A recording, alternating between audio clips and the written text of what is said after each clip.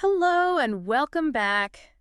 Make yourself comfortable, pour a cup of tea or coffee if you're like me, and you definitely need the caffeine.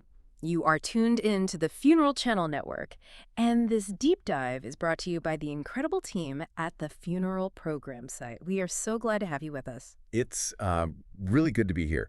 And I'm glad you mentioned the funeral program site right up top. Oh, yeah. Because the material we're grappling with today, specifically their guide, the funeral program Clipart checklist, Hmm.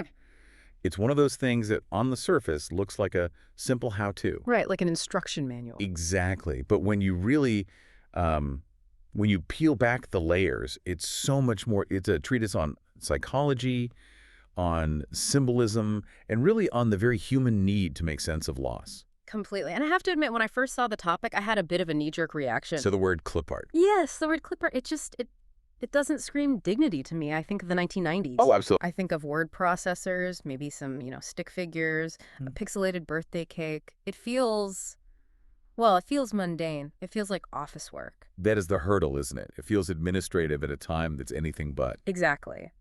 But in the context we're exploring today, through the Funeral Channel Network, that word is doing some incredibly heavy lifting. We are not talking about decorating a flyer for a bake sale. Not at all. We are talking about visual tributes. We're talking about the imagery that ends up on a document, a keepsake that people might hold on to for 20, 30, maybe 50 years. And that is the crucial distinction. We are looking at a specific, often overlooked, it's an emotionally critical aspect of end-of-life planning. It has to be. And the source material argues, and I think it's pretty convincing, that designing a funeral program is one of the most emotionally complex tasks families face. It's this collision of grief, logistics, and, strangely enough, art. Which makes perfect sense when you stop and think about it. I mean, think about the headspace you're in. You're grieving, your brain is in a fog, which I know we're going to get into, and suddenly you're supposed to be an art director. You have to decide, does this font look respectful enough? Or is this picture of mom too bright? It's a massive amount of pressure. It is. And the core argument here isn't just about arranging text on a page so people know what time the eulogy is. No. It's about creating a document of reverence. The visuals aren't just decoration. They're a form of communication. They're a language that speaks when you literally cannot find the words. So let's kind of set the scene for the problem. You have this overwhelm of choice. I can just picture it. Families sitting there late at night, just scrolling and scrolling through these generic image libraries. Folder after folder of random icons. It's the common struggle. Yeah. And the risk, as the funeral program site points out, is really significant. When visuals are chosen poorly, because you're tired, you're overwhelmed, you just click the first thing you see, the result isn't just that it looks bad. It's worse than that. It can be dissonant. It can actually disrupt the grieving process during the service itself. That's a heavy statement, disrupting the grieving process. Absolutely. Think about it. A funeral service is a carefully curated emotional journey.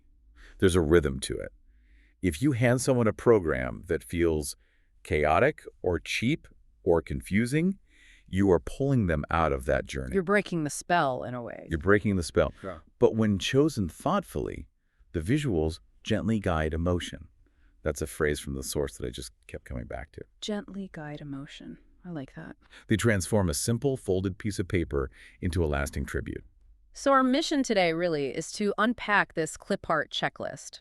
It's a framework that the funeral program site provides to help families navigate these choices with dignity. We're going to look at the psychology of visuals, the hidden history of these symbols, which honestly shock me, and then the technical side of how you actually get this printed without it looking like a mess. It's essentially a roadmap for visual storytelling, for a time when telling stories is maybe the most important thing we can do. Okay, so let's start with the why. Section 1, the psychology of visuals. The source makes this really interesting point that visuals matter more than just decoration, but I want to push on this a little. Is it really that deep? Isn't it just about making the paper look nice? It is that deep, and here's why. It comes down to neuroscience, really. Oh, okay. When a person is grieving, their cognitive function actually changes. There's a lot of research on this. Grief affects the prefrontal cortex, the part of the brain that's responsible for decision-making, for focus, for executive function. People call it grief brain, right? That's exactly what it is. You're literally operating with less cognitive bandwidth. I've felt that. You walk into a room and you completely forget why you're there. You read the same sentence 3 times and it just doesn't register. Precisely. So when you hand a grieving person a document, a funeral program, you have to prioritize what designers call cognitive ease. Making it easy for the brain to process. Yes. If that document is cluttered, if the fonts are all over the place, if the images are clashing, you are increasing the cognitive load. You are making their already exhausted brain work harder. So good design is actually an act of mercy. That is a beautiful way to put it. Yes. Visuals set the tone instantly. They communicate values and offer symbolism when words fall short. We always say there are no words during grief. And when there are no words, our brains start looking for symbols. We look for patterns. We're meaning-making machines even, and especially in grief. The source mentions the keepsake factor. This part really resonated with me, but in a way that surprised me. I was looking at my own bookshelf before we started recording today, and I realized I have funeral programs from years ago just tucked into books. I don't even remember putting them there. Hmm. Do people actually keep these things intentionally, or do they just feel guilty throwing them away? I think it's a bit of both. But it's primarily the need for a tangible connection. We live in such a digital world. We have photos on our phones, texts in the cloud. But a funeral program is a physical object. Yeah. It has weight, it has texture. You can hold it. You can hold it. Yeah. And attendees, they tuck them into bags, into Bibles, photo albums. They revisit them months or even years later. The imagery you choose becomes part of the memory of the service. It becomes part of how that person is visualized in your memory. So you're saying if I pick some, I don't know, cheesy clip art of a sunset, that's how my aunt is going to remember the service for the next decade? Potentially, yes. Right. The visual becomes an anchor for the memory, for better or for worse. Wow. No pressure, right? Well, there is pressure, but there's also a guiding philosophy that can relieve that pressure. Yeah. The expert analysis in the source is that visuals should support the message, not compete with it. Okay. The goal is to honor, not to impress. You aren't trying to win a design award. You're trying to capture a spirit. And that brings us to what the source calls the golden rule of funeral clip art. I love a good golden rule. What is it? It's very simple, but it is very strict. Every visual element should have a purpose. Every single one. No Every big single one. If an image doesn't reflect faith or personality or legacy or comfort, it does not belong on the page. That's a great litmus test. But let me play devil's advocate here. If I'm grieving and I'm overwhelmed and I just want to get this done, isn't filling the white space just a natural human instinct? Why is empty space so scary on a page? I feel like if I leave it blank, it looks like I didn't try. Such a common feeling. Or like I didn't get my money's worth from the printer. That's it. In art and design theory, there's a term for it, horror vacui. Horror what now? Horror vacui. It's Latin for fear of empty space. Yeah. We see it in Victorian living rooms that were just cluttered with knickknacks. We see it in novice graphic design. We feel like empty space means nothing. Right, like something is missing. But in the context of high-end design, and especially in the context of grief, white space is not empty. It is negative space. What's the difference? Negative space is active. It is intentional. It is a pause. Think about a funeral service itself. The most powerful moments aren't always the loudest ones. It's the moment of silence. It's the moment of silence. It's the pause between the hymn and the eulogy. That silence is what allows you to process your feelings. White space on a page is the visual equivalent of that silence. That is a fascinating connection. White space is visual silence. I've never thought of it that way. It allows the text to breathe. It lets the eye rest. It gives importance to what is on the page. If you fill every single inch with scroll work and doves and flowers, the eye doesn't know where to look. It actually creates a low-level anxiety. It's just noise. It's visual noise. Yeah. The designers at the funeral program site, and they mentioned they have over 3 decades of experience doing this, they see consistently that visual restraint creates the most powerful results. A cluttered page feels chaotic. A clean page feels peaceful. Okay, that reframes it completely for me. So it's not about doing less work. It's about creating more peace. Exactly. Luxury is often about what you leave out, not what you pile on. All right, so moving from the philosophy to the practical. The source breaks this down into categories, which is super helpful. The foundation of many programs, naturally, is faith and nature. Right. These are the 2 pillars, the roots, as you said. Let's start with category 1. Religious and spiritual symbols. For faith-based services, this is obviously the starting point. But the source hints that it's not as simple as just, pick a cross. Oh, it's definitely not. These symbols form the foundation, But the nuance is just incredible. You have to align not just with the general beliefs of the deceased, but with the specific tradition. Give me an example. A cross is a cross, right? Not at all. Ugh. Let's just look at the iconography of the cross. A Latin cross, that's the Yeah. standard shape where the bottom is longer, that reads as very traditional. Could be Protestant, could be Catholic, especially if there's a corpus on it. The body of Christ. Right. But then you look at a Celtic eye cross. That's the one with the circle around the intersection. Yes. And that circle represents the sun or eternity. It brings in a whole history of Irish heritage, of ancient Christianity merging with local traditions.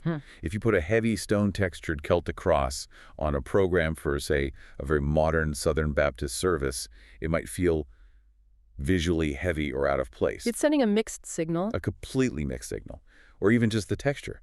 A rough wooden cross implies humility, carpentry, the old rugged cross from the hymn. But a polished gold vector art cross implies majesty, royalty, the King of Kings. These are such subtle cues, but our brains pick up on them instantly. Instantly, and the source also mentions other faiths, which is so important. Stars of David, menorahs. Islamic calligraphy, for instance, the artistry is a form of worship.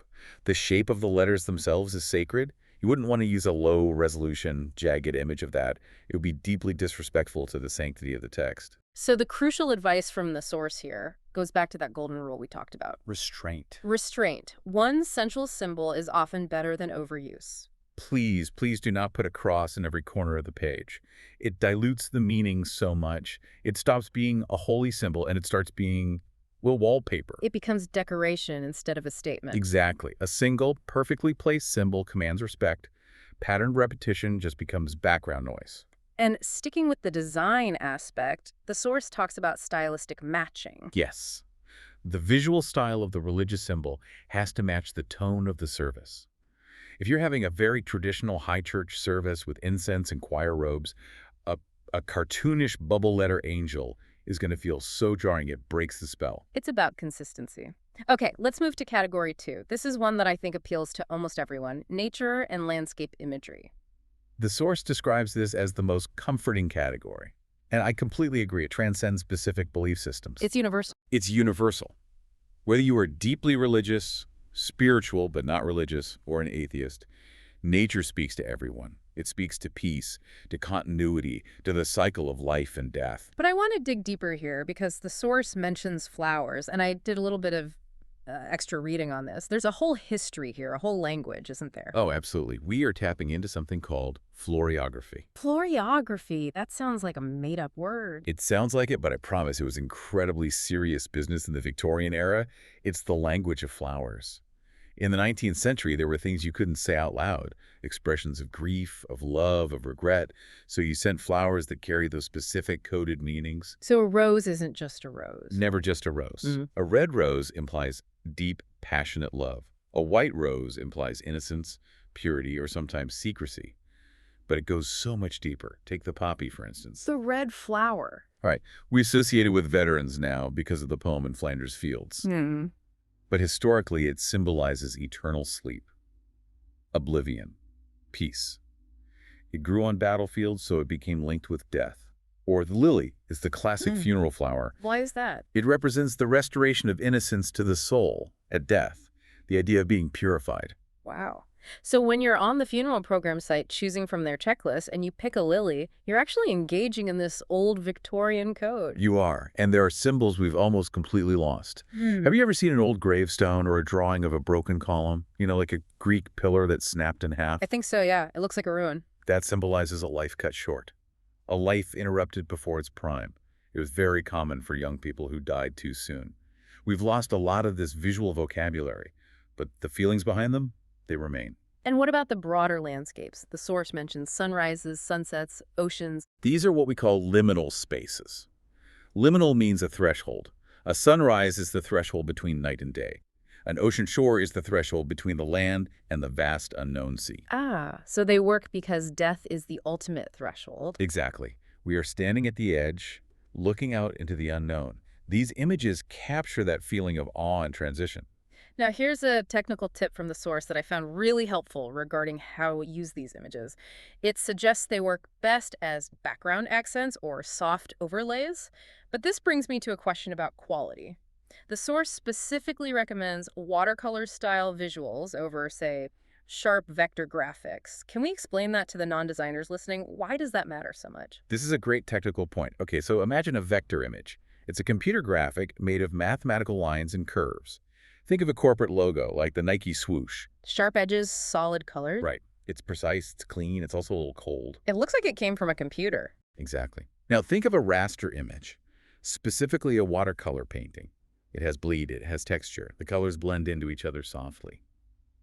In a way, it mimics how tears can blur our vision. It mimics the softness of memory. So the medium is the message. The medium is absolutely the message. When you use a sharp vector-style flower in a funeral program, it can feel aggressive to a grieving brain. It feels commercial, artificial. But a soft watercolor texture feels organic. It feels human. It lowers that cognitive load we talked about. It feels more timeless. Timeless is a word that keeps coming up. You want to look at this program in 10 years and not think, wow, that looks so 2024. A watercolor flower looked good in 1920, and it will still look good in 2080. A pixelated 3D graphic from 1995 just looks ridiculous today. Yeah. Nature never goes out of style. Okay, let's go a layer deeper. We've covered the foundations God and nature, but what about the more abstract stuff? This is section 3. Abstract symbolism and identity. This is for what the source calls quiet emotion. Category 3 is symbolic motifs of peace and remembrance. These are the metaphors, not literal pictures of things the person liked, but symbols of how we feel. Things like candles, hearts, pathways. Exactly. Think of the candle. It's not just a light source. It's a symbol of the spirit. It consumes itself to give light to others. That is such a powerful metaphor for a parent or a teacher or a caregiver. Or bridges, pathways, gates. Transition, Yeah. crossing over, leaving one place and entering another. These symbols work best when they are really understated. The source suggests using them as small dividers between sections of text or as a faint watermark. Like a visual breath between paragraphs. Yes, Yeah. a perfect description. Imagine you have the obituary text and then below it the order of service. A tiny, elegant infinity sign or a small candle graphic acts as a spacer. It separates the text blocks, but it connects them emotionally. It gives the eye a place to pause. The power is in the understatement. It is. They should never distract from the text or the photos. Now, I want to slow down for this next category because I feel like this is where people can make the biggest mistakes. Category 4, military and service-related imagery. This is a minefield. Pun slightly intended. We're talking about veterans, law enforcement, firefighters, first responders. The source is very blunt here. It says, incorrect insignia or casual placement can feel disrespectful. I feel like disrespectful is putting it mildly. People get and should get really angry about this stuff. They do, and rightfully so. This is about heraldry and protocol. It's a world of symbols with very strict rules. When someone serves, they exist within this hierarchy of symbols. And those symbols must be treated with absolute accuracy. Can you give us an example of a common screw-up, something you see all the time? The most common one is what I'd call stolen valor by Clipart. A family wants to honor their grandfather who served in the Army during Vietnam. They go to a generic stock photo site, search soldier, and they grab a silhouette of a soldier saluting against a sunset. Sounds nice on the surface. Except the silhouette is holding an AK-47, which is a Soviet-era rifle, and the helmet shape is clearly Russian or Eastern Bloc. Or the uniform is modern digital camo, and the grandfather served in 1968 and wore olive drab. Oh, wow. So you've just put an image of an enemy combatant's equipment on an American veteran's funeral program. Exactly. And to a civilian, a soldier is a soldier. But to anyone else in the service who attends that funeral, that is a glaring, painful error. It shows a lack of attention to the specific sacrifice that person made. It erases their actual history. What about flags? It's just an American flag, right? How can you mess that up? Oh, there are so many ways. The flag has a code. There is a U.S. flag code. For example, if the flag is displayed vertically, as it might be on the side of a program, the Union, the blue field with stars, must be to the observer's upper left. Always. Always to the left. Always. If you flip the image in your design software because it looks better for the layout, you are technically violating the U.S. flag code. It's a sign of distress if it's upside down, a sign of disrespect if it's backward. I had absolutely no idea. And rank is another huge one. If you put a Medal of Honor graphic on the program because it looks cool and prestigious but the person didn't earn it, that is deeply offensive. Or even mixing up the branches. A huge identity error. Putting a Marine Corps globe and anchor on an Army veterans program, it's like calling someone by the wrong name their entire life. So the advice here is Check, double check, and then triple check with someone who knows. 100%. Ask a veteran. If you aren't sure, find a friend or a family member who served and show them the image. Just ask, is this accurate? The tone we're aiming for is dignity. You want to acknowledge the service without turning the program into a recruitment poster. Or an action movie poster. Right. A small, correctly oriented flag icon on the cover or the official seal of their branch of service inside is usually enough. It says, this person served, we honor that duty. It frames their life within the context of that service, but it doesn't let the uniform overshadow the person. That's a good distinction. Okay, moving on to category 5. Cultural and heritage symbols. This is all about identity and ancestry. And this can be so beautiful when it's done right. It's about rooting the person in their lineage, in their history. Think of kente cloth patterns for someone of West African descent, or Celtic knots for someone with Irish heritage. I love the idea the source suggests about using these as borders or background patterns. It's the best integration strategy, I think. Instead of just sticking a clip art picture of the Irish flag in the middle of the page, which can feel a little blunt. A little on the nose. Right. Use the pattern of the culture, the intricate, unending knot work, as a delicate border for the entire page. It feels like it's woven into the fabric of the document, not just pasted on top. The source says that combining this cultural imagery with an otherwise neutral design creates a balanced and inclusive program. And that's key, because you might have attendees from all walks of life from many different cultures.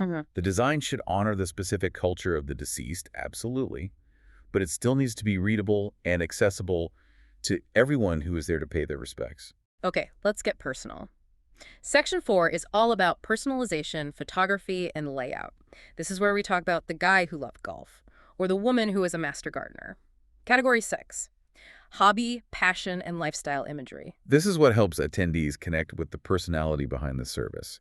It reminds us that this person wasn't just a name and a set of dates. They had joys, they had hobbies, they had things they loved to do. But the source gives a big warning here. And frankly, this is where I see the most, let's just call them questionable choices online. The key is subtlety. Ah, yes. The cartoon golfer problem. Exactly. Let's talk about that. Why is that bad? If Uncle Bob was a funny guy who loved golf, why not have a little cartoon golfer? Because of what you might call the uncanny valley of emotion. A cartoon is, by its nature, a simplification. It's a caricature.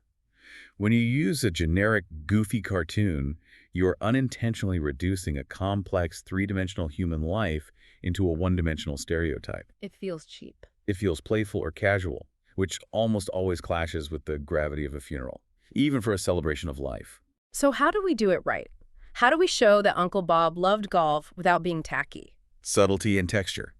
Instead of a cartoon, maybe a subtle, elegant watercolor illustration of a single golf ball and tee, or a faint pattern of a green tucked into a corner. If they love music, a faint watermark of sheet music behind the text. Not a big, brassy, clip-art trumpet that looks like it belongs on a flyer for a middle school band concert. You've got it. You want to evoke the passion, not just the object. It's a whisper, not a shout. And the placement matters, too. The source suggests putting these elements inside the program near a written tribute rather than on the cover. Yes. The cover is usually reserved for the most sacred or primary imagery. The photo of the person, a religious symbol, their name, and dates. The inside is where you can tell the story of their life, and that's where the personal touches really shine. Speaking of the photo, that brings us to category 7, photo-integrated clip art and frames. The photo is the absolute focal point. Let's be crystal clear about this. The photo is the single most important visual on the entire program. It is the face we are there to mourn and to celebrate. So the clip art needs to get out of the way. It must support, not compete. Good design here means soft frames, light floral overlays that just peek out from behind a corner, maybe some minimal corner accents. The photo is the star of the show. And bad design would be? Heavy, ornate, gold leaf frames, bright, distracting colors. Anything that screams, look at the frame, instead of look at the face inside the frame. There's a great design maxim in the source here. Fewer visual layers lead to stronger emotional impact. It's so true. If you have a photo, and then a thick frame, and then a flower on top of the frame, and then a dove flying next to the flower, you've just buried the person you're trying to honor under a pile of digital clutter. I want to take a quick detour here into the technical side again.